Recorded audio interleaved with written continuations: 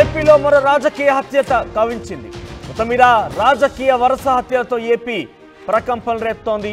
ఇప్పటికే తమ పార్టీ నాయకులపై దాడులు జరుగుతున్నాయి. తమ పార్టీ నాయకుల్ని హత్య చేస్తున్నారు, దారుణంగా హింసిస్తున్నారని చెప్పి జగన్మోహన్ రెడ్డి ఆరోపిస్తున్నారు. ఏకంగా ఢిల్లీ వేదికగా ధర్నా చేపట్టారు. ఇప్పుడు మరొక రాజకీయ హత్యగా తెలుస్తోంది. కర్నూలు జిల్లాలోని మహానంది మండలం సీతారామపురంలో దారుణ హత్య గురయ్యాడు సుబ్బారాయుడు అనేటువంటి ఒక వైసీపీ నేత. ఆయన మాజీ ఎమ్మెల్యే శిల్పా చక్రపాణికి ముఖ్య అనుచరుడుగా తెలుస్తోంది. అయితే గ్రామానికి చెందినటువంటి టీడీపీ నేతలే ఆయన టార్గెట్ చేసి చంపేశారంటోంది మృతుడి భార్య. ఇక ఎన్నికల సమయంలో వైసీపీకి మద్దతుగా నిలిచినందుకే సుబ్బారాయుడుపై కక్ష పెంచుకున్నారు. అందు నేపథ్యంలోని సుబ్బారాయుడిని చంపేశారంటున్నారు కుటుంబీకులు, బంధువులు. ఇక మృతుడు సుబ్బారాయుడు మాజీ ఎమ్మెల్యే శిల్పా చక్రపాణి అనుచరుడుగా తెలుస్తోంది. గ్రామంలో పికెట్ ఏర్పాటు చేశారు పోలీసులు. ప్రస్తుతం పోస్ట్ మార్టం నిమిత్తం మృతదేహాన్ని నంద్యాల ఆసుపత్రి తరలించారు. కేసు నమోదు చేశారు, పోలీసులు దర్యాప్తు చేస్తున్నారు. సో మరొక రాజకీయ హత్యతో ఏపీలో మరొక ప్రకంపనలు రేపే అవకాశం కనబడుతోంది. వైసీపీ నేత సుబ్బరాయుడిని హత్య చేశారు. అయితే హత్యకు సంబంధించి కారణాలు తెలియాల్సింది. ఒకసారి ప్రతినిధి హుసేన్ దగ్గరికి వెళ్దాం. హుసేన్, అసలు ఏం జరిగింది? రాజకీయ హత్యగా చెప్పబడుతున్నటువంటి ఈ యొక్క హత్యకి పూర్తిగా రాజకీయమే కారణమా, ఇంకేదైనా ఆస్తి తగాదాలు, లేదంటే గ్రామంలో జరిగినటువంటి ఘటన కాబట్టి ఇంకేదైనా తగాదాలు ఉన్నాయా?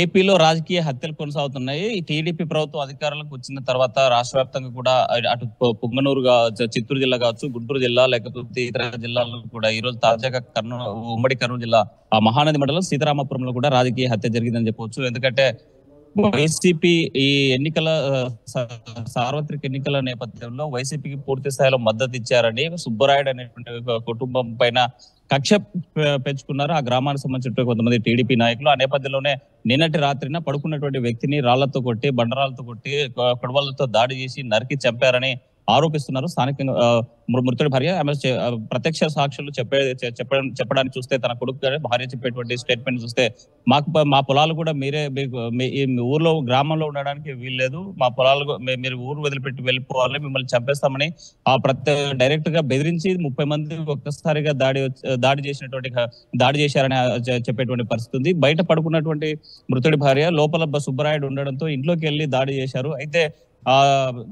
స్థానికంగానే దాడి జరిగేటువంటి నేపథ్యంలో మృతుడి కొడుకు అక్కడికి చేరుకోవడం జరిగింది, అడ్డుకునేటువంటి ప్రయత్నం చేశారు. అయితే తన తండ్రిని బండరాలతో తలపై మోదీ చంపేశారు. చనిపోకపోవడంతో గొడ్డలతో నరికారని ప్రత్యక్ష సాక్షి చెప్పేటువంటి ప్రకారం జరుగుతుంది. కేవలం గత ఎన్నికల్లో టీడీపీకి పూర్తి స్థాయి మద్దతు తెలిపారు కాబట్టి, మేము వైసీపీకి సంబంధించిన శిల్పా చక్రపాణి రెడ్డికి అడ్డగా నిలబడ్డాం కాబట్టి ఈ రోజు మా నాన్నను హత్య చేశారు, నేను చూస్తుండగానే అత్యంత దారుణంగా బండరాలతో మోదీ చనిపోకపోయినా ఆ గొడ్డలతో నరికారని చెప్పేటువంటి పరిస్థితి అయితే కనిపిస్తుంది. అయితే దారుణమైనటువంటి ఘటన ఇది.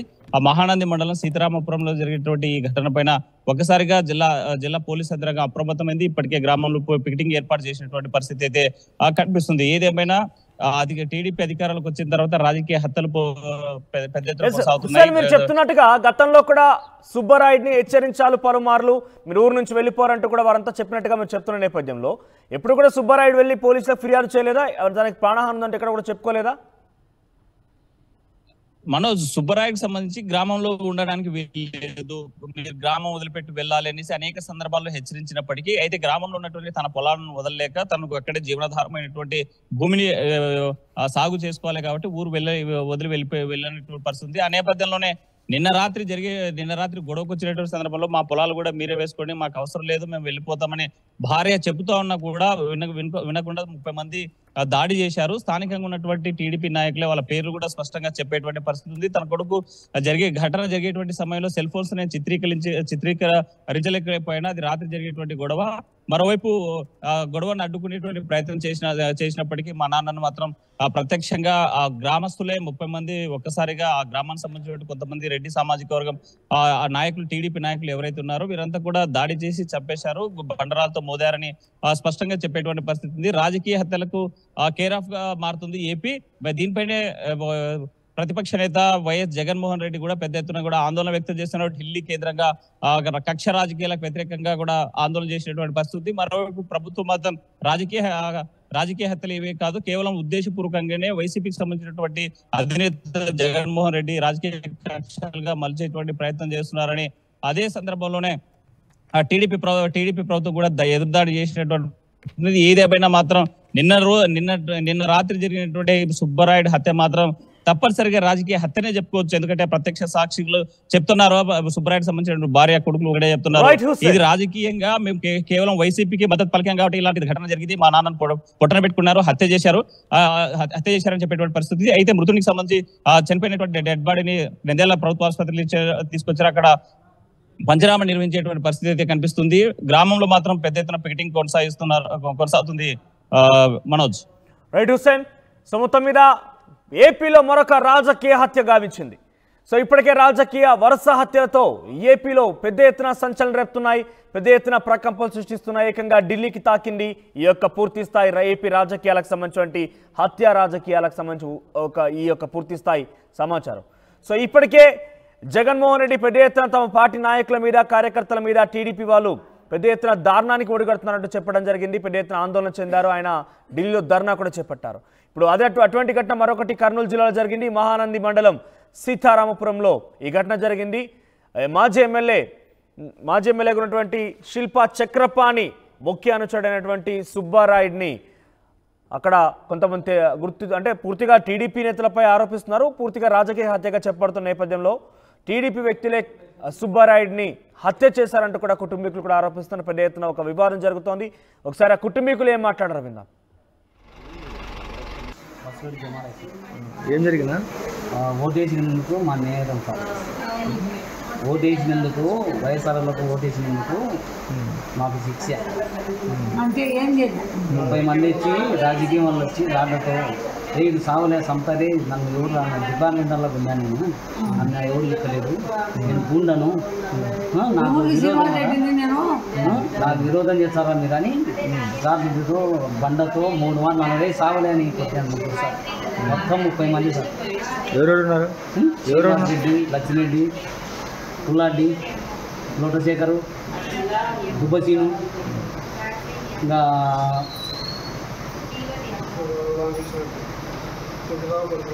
రామకృష్ణారెడ్డి. ఏదో పొలం విషయం అని అంటారు. పొలం విషయం కాదు సార్, ఓటు రాజకీయం వల్ల ఇది సార్.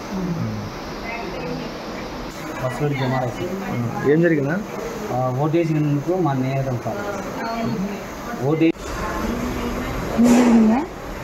బయటనే పనుకున్నాను. ఆయన పనుకొస్తే ఏడవడానికి సుబ్బరాడు అంటే లేదు నేను ఆయన లేదంటారు అండి అని గాడు తీసుకొచ్చి ఈరోజు వచ్చినారు అంతా నేను నడుపుతానే చంపుతానని మా ఊళ్ళో నేను ఇద్దరు మొట్టగా పుల్లాడి ఎంత అయినా ఇంకొక ఆయన దొడ్డి ఉడిపించినాను. ఆయన నా ముందనే కొట్టారు. అంతా మా ఊళ్ళోనైనా కొత్తలు అంతా మా ఊళ్ళో. ఆ ముసలిని చంపి ఏం చేస్తారు? ముసలిని చంపితే ఎవరు మా చంపింది? శ్రీనివాస్ రెడ్డి. నా ముందు చంపుతారో ఏముంటుందో, ఎప్పుడు చచ్చిపోతాడో. ఎందుకు అట్లా? ఓట్లేసి వాడు కాంగ్రెస్ కొన్నాము, మా ఆయన తెలుగుదేశం వేసినాము ఓట్లు. ఏం బా అదే ఓట్లేసినందుకమ్మా ఏం లేదు. ఆడికి ఒరే మా పిల్లలు పోయి ఉండని 15 రోజులు ఉన్నాయి ఓట్లు. మా ఓట్లలో మేమే తెచ్చిస్తాం దాన్ని, పెన్నాన్ని ఎవరికి ఇవ్వకుండా వేసుకోవడానికి కూడా అన్నాం. అంత చెప్పినామని. మీరు ఏ పార్టీ? నా కొడుకు ఆదాయం వల్ల పోయిందని మా వాడిని ముసలిని చంపుతాను. ఆ ఎద్దుని ఎప్పుడు చంపుతారో వాడు పెద్దమ్మ కాడ ఎవరు బడి కొట్టారు. ఎంతమంది వచ్చారు? 30 మంది దాకా వచ్చినారు. నన్ను కొట్టినాక ఇంట్లో ఎవరెవరు ఉన్నారు? నేను నా మొగుడే ఉండేది. నేను బయట పనుకున్నా, మంచి ఇంట్లో పనుకోండి. పనుకుంటే మా ఊళ్ళో నేను చెప్తానని ఈ మాట సినిమా తెలగల కదా, మేము దానికే తెలగల కదా అని వాడు ఉన్నాడు.